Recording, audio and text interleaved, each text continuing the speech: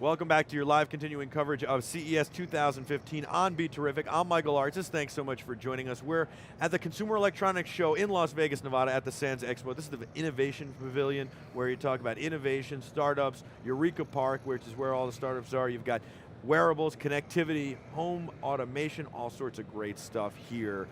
I've got my good friend Eric Fletcher in the house. Hey, buddy. How are you? I'm awesome. Director of photography on so many shows and movies.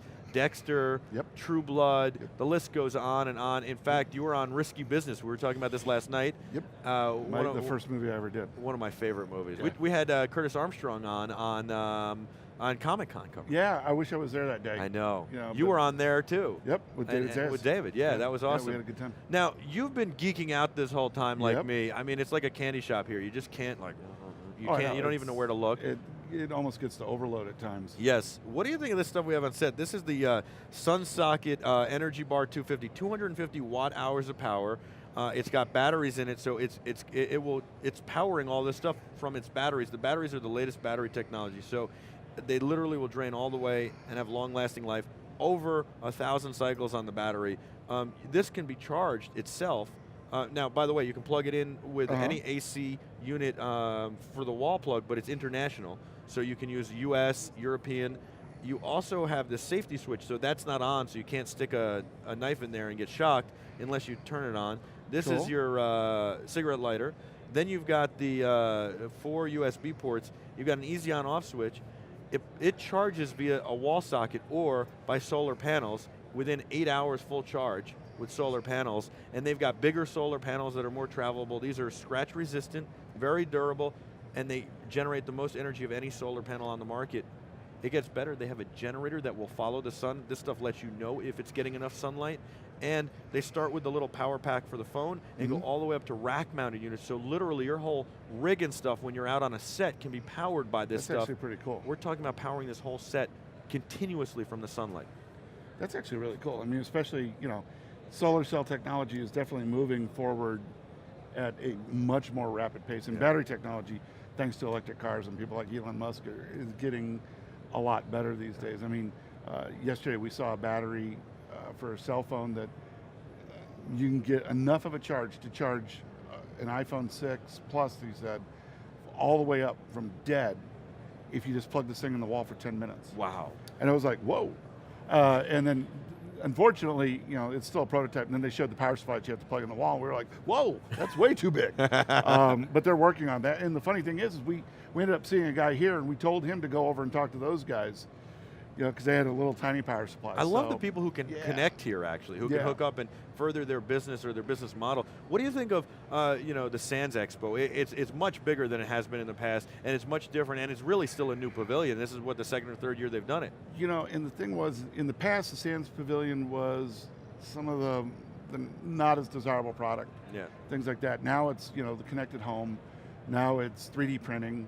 Now it's all the personal health monitoring, things like that, and it's basically all new market, and it's very cool over here. I mean, over here they're doing stuff that you didn't see 3-4 years ago at CES period, and the nice thing is they're grouping it all in one place, so you can come here and you might be able to avoid certain halls, and things like that. If gaming's not your thing, then there's really no reason to go to South Hall, because a bunch of these products were at South Hall, and now they've been all brought over here so that everybody can see them all in one place. Right. What's your favorite part of CES? There's a whole variety of things. What's your favorite part, babe? And she won't. She's just like, I don't know. I'm not getting on camera, so I'm not here. Eric's wife is here. She's on camera. But she won't come in because.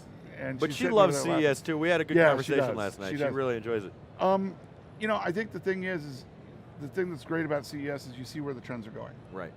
And that way you can kind of start figuring out where things are going to be and innovation starting to happen. One of the interesting things is you see a cycle where about every 3-4 years there will all of a sudden be a bunch of copying of stuff that was introduced 2 years ago.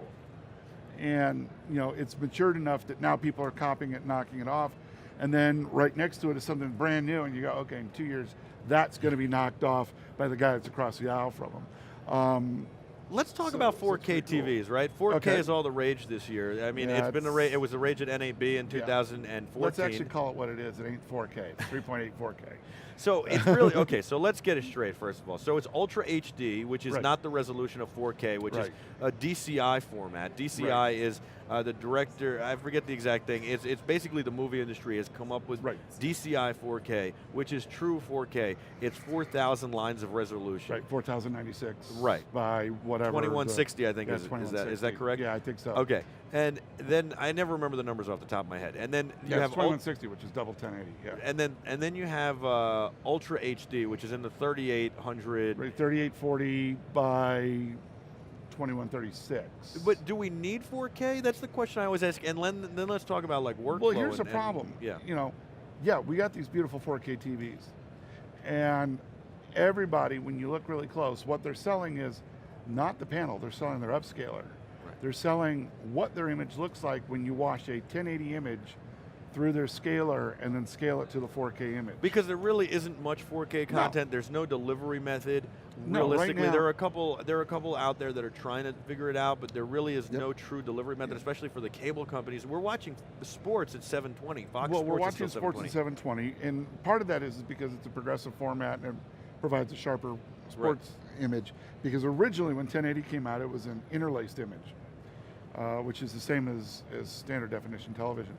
Now there's a 1080p, which is basically we use a global shutter, grab everything at once, and then send it out twice for each frame. The thing is 4K, yes, it's going to come along. And the television producers are kind of pushing that a bit. The problem is the post-production pipeline in Hollywood isn't there. But more importantly is the distribution pipeline is unavailable.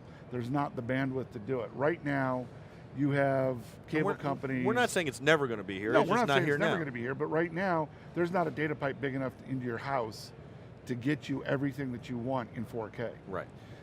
Satellite can't even do that, although they have a better chance of doing it.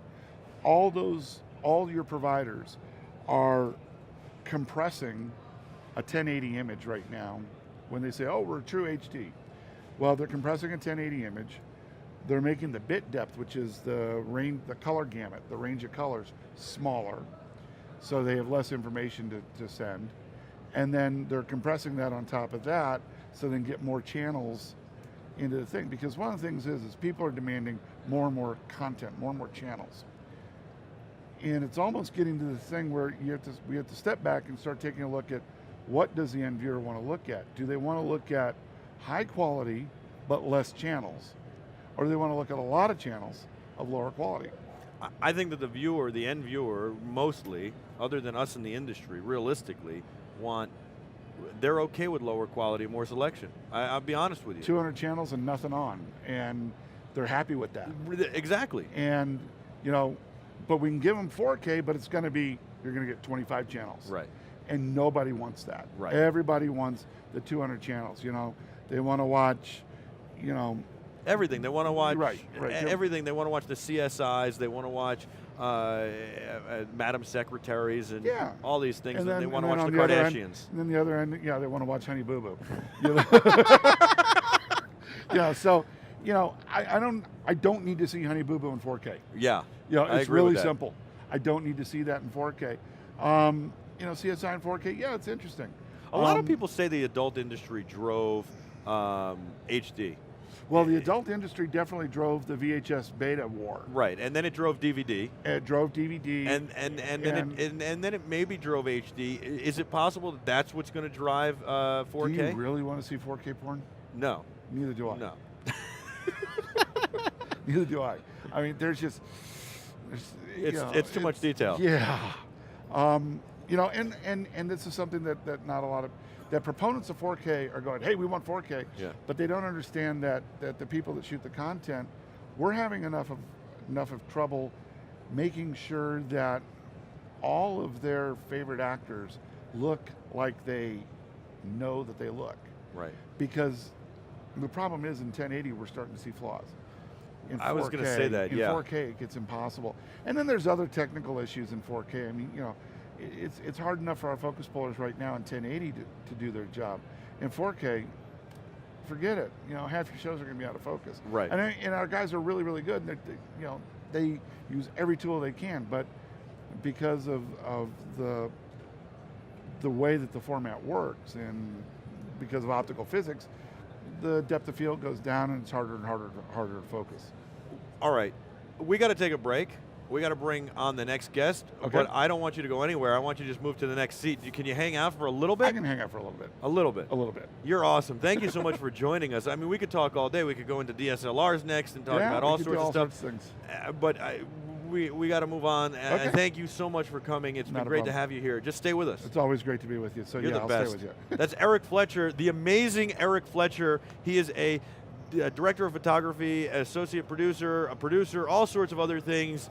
You can find out more. It's ericfletcher.com. Yep. ericfletcher.com. He's also a Society of Camera Operator, and he's part of the whole organization there. So ericfletcher.com. Yeah, I'm on the board of governors. He is on the board of governors. He's the best. All right, the amazing Eric Fletcher. We'll be back right after this with a whole lot more CES live coverage, and Eric will stay with us, so don't go anywhere.